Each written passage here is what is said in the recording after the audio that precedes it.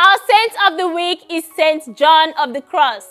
Saint John of the Cross was born Yepes Alvarez on June 24, 1542 in Fontiveros, Spain, to a poor family.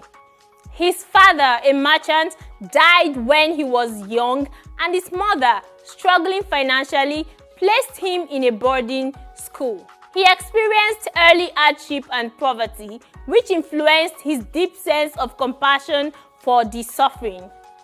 At age 21, he entered the Carmelite order at Bis de Segura and took the name John of the Cross. John's spiritual journey was shaped by his intense desire for union with God. After being ordained as a priest in 1567, he began to develop his mystical spirituality, which focused on detachment from the world and a profound relationship with God. His commitment to living a life of poverty, humility, and prayer led him to meet Saint Teresa of Avila, the prominent reformer of the Carmelite order. Together, Saint Teresa and Saint John worked to reform the Carmelites, establishing the Discalced Carmelites, a more austere branch of the order that emphasized simplicity and prayer.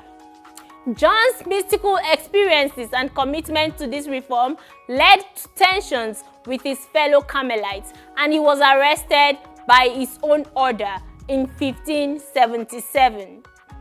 During his imprisonment in Toledo, where he was held for about 9 months, Saint John experienced intense physical and emotional suffering. However, these hardships led to some of his most significant spiritual insights. It was during this period that he composed some of his most famous works, including The Dark Night of the Soul, where he describes the soul's journey towards union with God through purification and the dark nights of suffering and spiritual dryness.